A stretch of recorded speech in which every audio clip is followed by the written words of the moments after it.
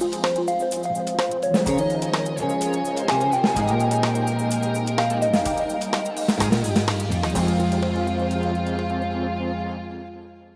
right, well, this week on Behind the Headlines, we are going to be talking about something that has been much anticipated in the district, the final results of a externally conducted review of the Special Education Department and Services. It's been conducted over the course of the last year by a team of Harvard researchers. And the final results were just released. And we're pleased to have two guests join us, Superintendent Max McGee and Trustee Ken Dauber. So thank you for being here. Thank you for having us. Thanks for having us. So as I said, there has been a lot of sort of build up to this review, I think, among teachers and administrators and parents alike in the community. And they were very eager to have in hand, in-depth information about services, delivery, all of that. And some parent advocates in the community expressed concerns that the review wasn't really what they were looking for in terms of depth and detail. They were hoping it would delve into subcategories of students by ethnicity, by disability, across school sites, and really provide that level of detail. So I wanted to go to you, Max, and understand what was the district expecting for in the report, and what do you think it really got? Well, I think we got a good report as far as it went. I mean, there's always a need for more data, and actually the report points that out from the district too, that we need to, get our data systems in better order. They did issue a technical appendix that does go into some more detail regarding racial ethnic groups. I think that is incredibly important to have that information regarding low-income students. They don't break it down by school sometimes because, especially the elementary schools, there just aren't enough students in each small group that would prevent people from identifying those kids individually. So I think what we got is good. Of course, we would have liked some more data, but part of that is our own fault for not even having the systems available yet either. Okay, and I understand, was that a roadblock in the review? Just, it sounded like the researchers themselves wanted more data that just wasn't available or readily available. It wasn't readily available, and we're correcting that problem now. We're using this data zone warehouse through the county, so we'll be able to provide it more. But again, the report we have is really worthwhile. It's really important, and it gives us a really good start. So I'm not wringing my hands over what we didn't get. I think what we got is very valuable, and we ought to be acting up on it rather than worrying about, gosh, what could we have gotten or what didn't we get? So in fact, as we implement this, I think we can really set up our data systems and go deeper into the data. So Ken, we spoke for the story that's in this week's paper, and you described it in a different way as, it doesn't really provide the right guide to action, were your words, that the district needs to move forward with special education reform. Can you speak to that? Sure. Well, first let me say that I'm here as an individual board member and not speaking on behalf of the board, just to make that clear. I'm sure my colleagues all have different perspectives. I agree with Max that the report certainly has value in that it gives us some more information about perceptions of how special education is doing, some, I think, useful sort of anecdotal information, particularly about how teachers feel about the level of support that they're getting and so forth.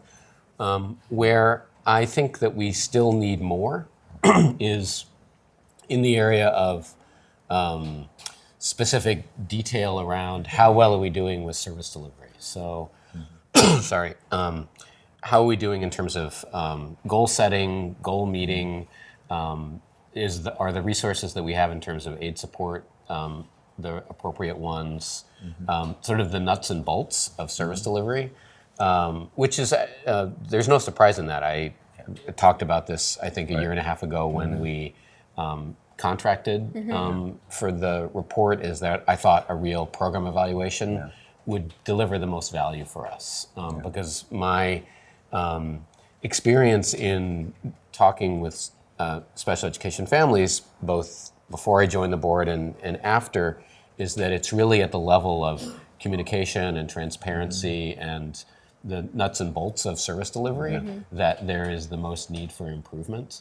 Was that something the district was clear about with the researchers at the start of the review, that was something that I'll give you a great example. So we've invested a lot of money in co-teaching. Yes. And that preceded my arrival here, and we continue to invest in it. And I asked, are we getting our bang for the buck? What is the value of co-teaching? What is the value of this intervention? Are the results worth the money invested in it? Or are there better ways to use that? I didn't ask him this, but I'm thinking, are there better ways to use that same amount of dollars in a different way that will provide better results? We don't know if we don't know the results of co-teaching. So we did talk about that, and I did ask about that. And again, they don't have the data to verify one way or the other on that. But so I'm still asking that question. Okay. Yeah. Okay. You mentioned the topic of teacher support, which I thought was really telling. In survey responses, teachers and administrators indicated teachers don't feel like they have adequate support. They're overwhelmed. They don't really have the time to collaborate with other teachers, both in terms of academic support and even social, emotional, behavioral support. So how does the district plan to address that? And also, I'm curious if that was news to you, if that was a surprise to hear from teachers and administrators. There's two things. So I think that's overstating a bit, frankly. I think they want more access to materials and supports. But they also said teachers are confident they can teach a wide range of ability in the classroom. Teachers express confidence and have experience teaching with disabilities. So yes, I do think they need more support, and the administrator said that too. So I think it's a both and. I don't think it's in either or. So frankly, I'm really. I talked with Dr. Hare on the phone, and I think he will say this at the meeting that. Frankly, we're impressed with the engagement and support of the teachers in inclusion and working with students with disabilities, and they would still like more. So yeah. Yeah, I can't pull up the quotes, but teachers saying, I literally don't have the time in the day to for collaboration. For collaboration and to develop the right supports for students with special needs in my classroom. I think that's something to be addressed. Yes, and we have teachers that are saying I'm confident in this, of course, I do it well. So it's we can pull out a single quote here and there. Sure. So, but I think it's both, and I think they do need more supports and some more materials, and the fact that they are so positive and there's such a sense of efficacy about they are making a difference is something. As Dr. Hare will confirm, you don't hear everywhere. In fact, it's. He was really pleased, as am I, with the support of the teachers for working with our students with disabilities in the regular classroom. And to Max's point earlier about co-teaching, I think in order to make progress, to understand where we should make progress and where we need to make investments, we really need to be able to answer those questions in detail about how well are our teachers supported, what difference is that making in terms of their classroom practice. I think that's the level of detail that we need to understand how the system is working. And there's also the issue of evaluation, which I know you guys have talked about in so many, far-reaching issues in the district, and just the need for proactive, consistent, research-based, whether it's screening of children or evaluation of programs that have been put in place to really check and see are these being effective? Like you said with co-teaching, let's not just put it in place and walk away. Let's see what the results are. So we've actually, Hanover Research is doing some evaluation of our intervention programs, or READ 180, some of our RTI programs right now. Okay. But no, Ken's absolutely right. And the point about the time for collaboration is essential. I mean, it's, and I hear that from the teachers, I hear from the co-teachers, I hear from the regular classroom teachers. We just need more time to work together. Yeah. And I think that's probably the greatest need, even more than here are the materials or here's a way to do it. Just time to collaborate. Yeah. Was there anything else in the report that either of you were surprised by? I wasn't really surprised by much in the report. I think that some of the things that are called out in the report are worth noting. For example, that our special education students do better overall than special education students elsewhere. I think that that's, as the report notes, to some substantial extent a feature of our population and the community. And so, I think it's important that we when we look at the report, that we sort of ask what conclusions can we draw about how well we're doing and where we need improvement. I think to me, the issue that we really need to make progress on, that's kind of a canary in a coal mine in a sense, is the sense among some substantial portion, it's a little hard to tell from the report, but Right. of that the fact that some substantial proportion of our special education families don't feel like they're getting the level of communication and transparency and collaboration that they should be feeling, and that I think is important in order to get positive results for their kids. Yeah. And that has been a long-lasting Yeah. issue, and it's something that I really think we need to make progress on, and that I think the report also highlights. The report recommends the district create a parent handbook, which I understand is already sort of in the works, which Right. would be, an actual handbook to lay out, which I understand is also hard to find now. What services are available, how you can get them, who you need to speak to, Right. which I think has value. But to really get to the root of, like you said, these longstanding issues around communication, how do you go beyond the parent Yeah, handbook? it's about relationships, really, about taking time and making time. I mean, that's been my experience. So that's the most important piece in establishing trust and building trust.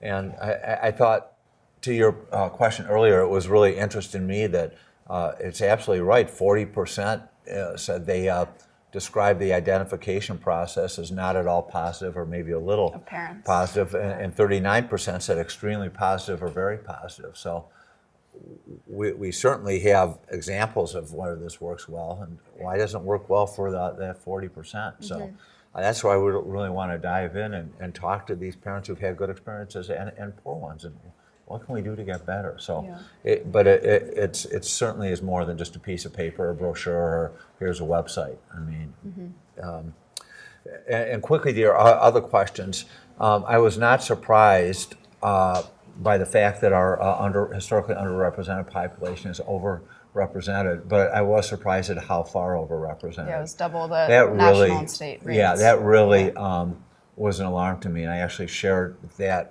slide because we had the data early on with the staff at the beginning of the year, and there was a collective gasp.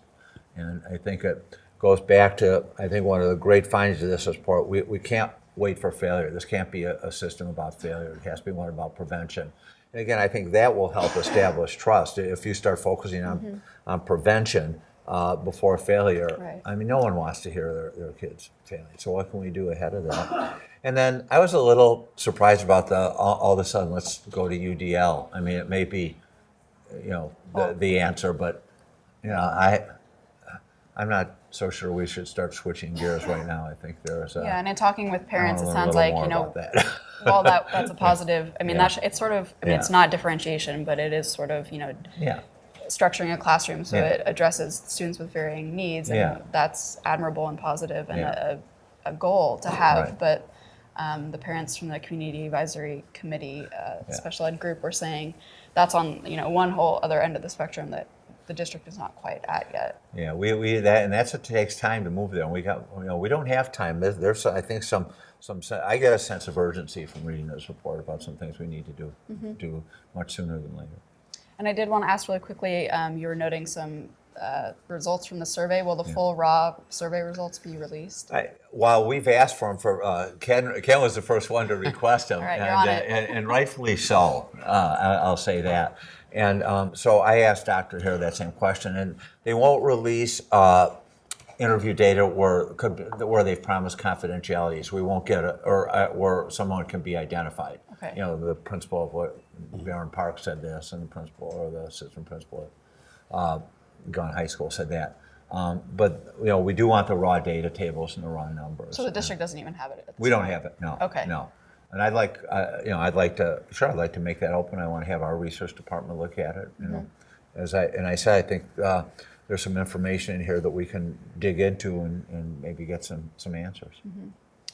So I also wanted to talk about just the issue of culture and management. The very last line of the report says the role of the central office will require an adjustment away from, quote, running special education to assisting the schools in meeting their responsibilities to effectively educate all students and effectively intervening when necessary to ensure that the rights of these children to appropriate education are maintained. Can you speak to this, Ken, and sort of what you're looking for as a board member moving forward for management? Well, this is to Max's comment before about UDL. I think we need more than programmatic change. We need stronger management to make sure that we have a department that is really focused on, as this points out, how kids are having their needs met every day in classrooms using the resources that the district has available. So I am really focused on stronger management and more transparency and accountability at the board level. I think that level of attention will support senior management in making the kinds of changes that we need to make, I think, in order to deal with the issues that are brought up in the report and that I think we know about from our own experience. Do you want to speak to that? No, I don't disagree. I mean, I think it was very insightful, the idea of quote unquote running special education when it really needs to be a collaborative venture. It is really important, a collaborative with the schools, collaborative with the parents. So I thought that was well stated. What are next steps for the district? Obviously, the board is going to discuss this on Tuesday morning. Right. What else is happening now that it's in your hands? Yeah. So so we're going to again dig into this and really we want to develop an action implementation plan, and actually we set aside a placeholder in our board goals to respond to this report. We have our board retreat on the 23rd, of January. Okay. So I would like to at least have an outline of here's how we'd like to start implementing. I think we need to set some priorities. I mean, what do we do first? And work with not both, but work with parents, teachers, administrators to put together that plan. Okay. Yeah. I'd like to really quickly pivot to a separate but related issue about Office for Civil Rights complaints, Oh, a which surprise. in the past, I think one of the most visible complaints Yeah. involved a special education student at a middle school, resulted in a resolution agreement for the district. Yeah. At this morning's Board Policy Review Committee Right. meeting, you said that OCR came to the district this Right. week to meet with you regarding the two remaining open investigations, which are at Paly and Gunn. And they actually gave you some findings and a draft resolution agreement for those cases. So could you share what? Yeah, they about? did. Well, they did. First of all, they didn't give us any written findings at all or any written concerns. They gave us a draft resolution agreement. So, Okay. really quickly, I can do this. And actually, I have written it in my superintendent's weekly message, which Great. I trust all your viewers read Yes. regularly. Just as I watch this. Exactly. So, I did put a couple paragraphs in there, and we're going to have. I've recommended that our January 10th board meeting, we really put the resolution agreement on the agenda and talk about it. So, and it's long. It's over 10 pages, so I'm not going to go into detail. But really quickly, we've been asking every month. I've been giving a report of the board meetings, an OCR update. So we call every month, what do you have on these outstanding cases? Can we expect resolution? And every month it's been nothing yet. We'll let you know. Last Friday morning, December 2nd at 9 o'clock, we got Holly Way got an email that said, hey, we'd like to meet with you to discuss these two cases. So, and I wanted to be in on that meeting. So we rearranged the schedule. We were able to meet with them the following Wednesday. So we just met with them a couple days ago. So it was, we actually spent almost 2 hours just going through the Paly case. And we have set up a meeting at 11:30 Monday to go through the Gunn case. Okay, we should mention the Paly case, OCR opened an investigation after Verity Magazine wrote a story about rape culture at Paly, That's and then correct. the Gunn case was filed by a specific individual. Right, and the Paly case involved a former principal there as well. Phil Winston. Issues, Okay. issues around And that. the right. teacher, Kevin Sharp. Right, though the case was originally opened. Right, okay. Right, and But that so is- as things have happened, we have sent information, Mike Arrow, Ronnie Farrell, Kevin Sharp, we've sent all this information to OCR. So what were their So findings? anyway, so an hour and 45 minutes later, we're going through, we're really trying to separate what are findings and what are concerns. We had an attorney from our new firm who has worked with OCR before, summarize these in a document that this is what we understand our findings, where we were compliant, where we were not compliant, what are, and these are concerns. And so she vetted that with OCR, and I just got that late last night, actually. So we'll talk about that at the meeting too. So we're still working through this, but yeah, there were certainly some findings of non-compliance, and I know OCR's appreciated how we have dealt decisively with some of these more recent cases, and but there were oversights in the past, and I think there was some delays which should not have happened, even frankly in the Kevin Sharp case. So. Yeah, this is a. I think it's important for us to listen to what they say, to work through this resolution agreement, and do better. Yeah. So again, this will be all public information, the board meeting, and thereafter we're glad to get it out to the public. I think that's important to put it out in the public as soon as possible, which is why I wrote something actually for today, maybe on the website now, as a matter of fact. Yeah.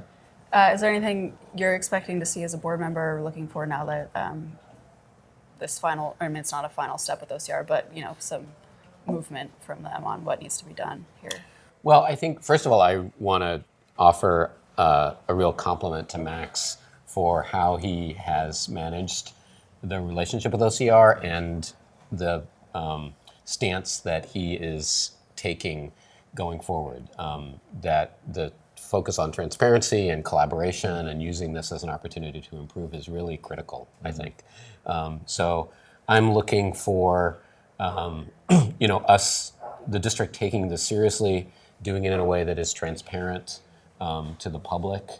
I think that the last experience that we had several years ago with OCR and not really taking the opportunity to look carefully at our systems and to have these discussions in public was a real mistake and a real missed opportunity. I'm looking forward to doing it better this time. These are serious issues. These are students whose rights have not been handled in a way that's compliant in terms of OCR's findings. We really need to do better and be committed to doing better. The fact that we are is a very positive sign for us and for students in the district.